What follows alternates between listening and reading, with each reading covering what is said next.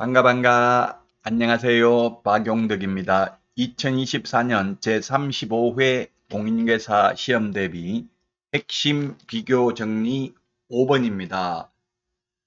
56번까지 있는데요. 이것만 정확하게 기억하신다면 최소한 70점 이상은 받을 수 있을 것입니다. 자, 5번 전속 중개계약 시 정보 공개해야 될 내용 암기사항들입니다. 대부분.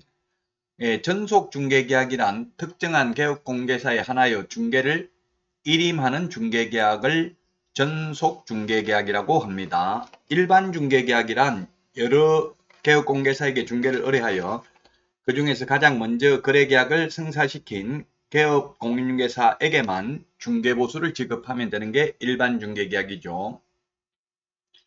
자, 그래서 전속 중개계약 시 정보를 공개해야 될 내용, 그 부동산을 특정하기 위해서 필요한 사항인데 그게 뭡니까? 특정하기 위해서 필요한 경우 소재지, 면적, 지목 뭐 이런 것들이 되겠죠. 그것만 보면 이 부동산이 어떤 부동산이라는 걸 알 수 있는 내용들이 되겠습니다. 면적, 건축물의 용도, 구조, 건축 연도 등이 되겠죠. 그 부동산을 특정하기 위해서 필요한 사항이 되겠고요. 그 다음에 벽면 및 도배 상태입니다. 벽면 및 도배 상태는 공개해야 되는데 바닥면의 상태는 공개사항이 아닙니다. 바닥면의 상태는 확인 설명을 해야 되지만 전속 중개계약 시 정보 공개해야 될 사항은 아닙니다. 자, 그 다음에 3번에 보면 설비 상태라고 되어 있는데 설비가 뭐냐면 수도, 전기, 가스, 소방, 열공급, 성강기 설비, 오수, 폐수, 쓰레기 처리 시설 등의 상태가 되겠습니다. 설비 상태. 그 다음에 4번 입지 조건인데 도로 및 대중교통수단과의 연계성, 시장, 학교 등과의 근접성, 지형 등 입지조건, 일조, 소음, 진동 등 환경조건을 공개해야 됩니다. 자, 그 다음에 5번입니다. 권리관계인데 소유권, 전세권, 저당권, 지상권, 임차권 등 당해 중개사물의 권리관계에 관한 사항입니다. 다만 각 권리자의 주소, 성명 등 인적사항에 관한 정보는 공개하여서는 아니 된다. 이게 중요하죠. 인적사항 X 이 말은 공개하여서는 아니 된다. 시험에 인적사항은 공개하지 아니할 수 있다 하면 X죠. 공개하여서는 아니 됩니다. 그러면 인적사항을 공개하지 말라고 하는 취지는 뭘까요? 개인정보보호법 때문일까요? 아니면 인적사항을 공개해 놓으면 전화번호까지 다 공개해 놓으면은 다른 개업공개사가 공동중개할 때 개업공개사한테 연락하는 게 아니라 손님한테 직접 연락해서 계약을 성사시키고 중개보수를 받을 가능성이 많죠. 그러면 전속 중개계약을 맺어서 정보를 공개한 개업공개사가 중개보수를 받을 수 없기 때문에 인적사항은 공개하지 아니할 수 있는 게 아니라 공개하여서는 아니 됩니다. 자, 그 다음에 6번 공법상 이용제한 및 거래 규제에 관한 사항도 공개를 해야 되고요. 그 다음에 7번 중개대상물의 거래 예정가격 및 공시지가입니다. 거래 예정가격이란 예정금액 또는 예정가격인데 요건 일종의 시세입니다. 개업공인중개사가 계략적으로 평가한 금액이 되겠습니다.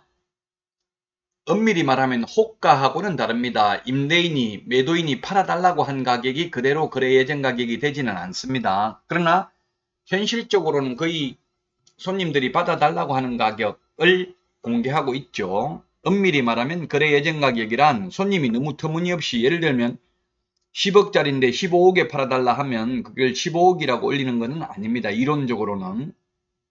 자, 그래서 거래 예정 금액 또는 예정 가격 같은 말이죠. 예정 금액, 가격, 가액은 같은 뜻이라고 봐야 됩니다.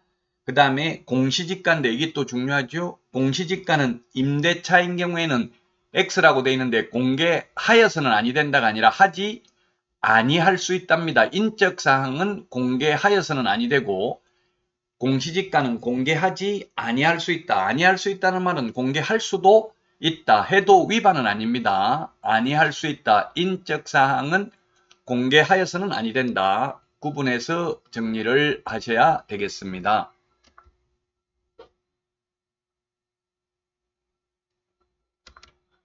자, 다음 내용 보도록 하겠습니다. 정보 공개는 7일 이내에 공개해야 됩니다. 비공개를 요청하지 않는 한 7일 이내에 공개해야 되고요. 정보망 또는 일간신문에 공개해야 되죠. 또는입니다. 밑이 아니고 또는. 정보망이나 일간신문 둘 중에 하나만 공개해도 되고 두 군데 다 공개해도 상관없습니다. 자, 그 다음에 비공개 요청하는 정보는 공개하여서는 아니 됩니다. 비공개 요청한 정보도 의뢰인의 신속한 계약 체결을 위해서라면 공개할 수 있다 하면 X입니다. 이게 8회 시험에 강원대학교 문영기 교수께서 옛날에 출제한 적은 있는데 비공개 요청한 정보는 공개하여서는 아니 된다. 비공개 요청한 정보를 공개하게 되면 임의적 취소할 수 있습니다. 전속중개계약과 관련해서 7일 이내 정보 공개하지 않거나 비공개 요청한 정보를 공개한 경우 등록을 취소할 수 있다. 이것 빼고 전속중개계약 위반은 모두 업무정지입니다. 물론 취소할 수 있으니까 취소 안 하면 업무정지도 할 수 있겠죠. 그래서 전속중개계약 위반은 모두 업무정지할 수 있습니다. 다만 7일 이내 정보를 공개하지 않거나 비공개 요청한 정보를 공개한 경우는 등록을 취소할 수 있다. 자, 그 다음에 개업공개사는 2주일에 1회 이상 업무 처리 사항을 반드시 문서로 통지해야 됩니다. 통지 방법에는 아무런 제한이 없다. X로 출제됐습니다. 구두로 하는 건 안 됩니다. 문서란 이메일, 그 다음에 카카오톡, 문자 메시지 다 가능하겠죠. 뭐 편지를 보내는 것도 물론 다 가능하고요. 2주일에 1회입니다. 일주일에 2회 하면 X입니다. 코미디언 2주일 전 국회의원을 생각하면 되겠죠. 2주일에 1회 이상 업무 처리 사항을 문서로 통지해야 됩니다. 그래서 8회 시험에 출제됐었는데 10월 1일 전속중개계약을 체결하고 10월 14일 팩스로 업무 처리 사항을 통지하였다. 잘못한 거 없죠. 팩스도 문서에 준하는 것으로 출제된 적이 있습니다. 문서로 통지하여야 합니다. 자, 그러면 관련 문제를 풀어보도록 하겠습니다. 공인중개사 법령상 중개대상물 확인설명사항과 전속중개계약 시 정보 공개해야 될 사항으로서 공통적으로 규정된 것을 고른 것은 했는데 공통적인 것 우리 암기 프린터 6번하고 5번 두 개를 비교한 것이 되겠죠. 기억, 공법상 거래 규제에 관한 사항은 확인 설명도 해야 되고 정보 공개도 해야 됩니다.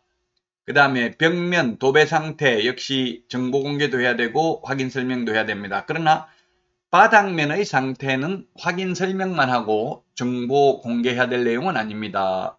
이것 일조, 소음, 진동 등 환경조건 확인 설명도 해야 되고 정보 공개도 해야 되죠. 그 다음에 취득 시 부담해야 될 조세의 종류 및 세율, 요건 확인 설명은 해야 되지만 정보 공개해야 될 내용은 아닙니다. 그래서 3번이 정답이 되겠습니다.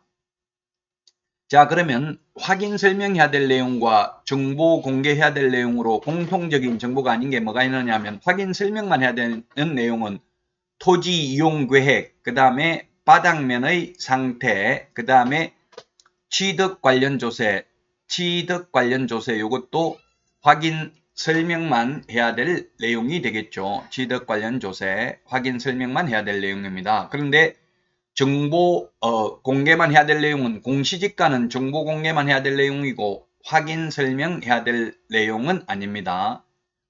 자, 그래서 정답은 3번이 되겠습니다. 이번 시간 여기까지 하고요. 다음 시간에 찾아뵙겠습니다. 다음 시간에 만나요. 안녕.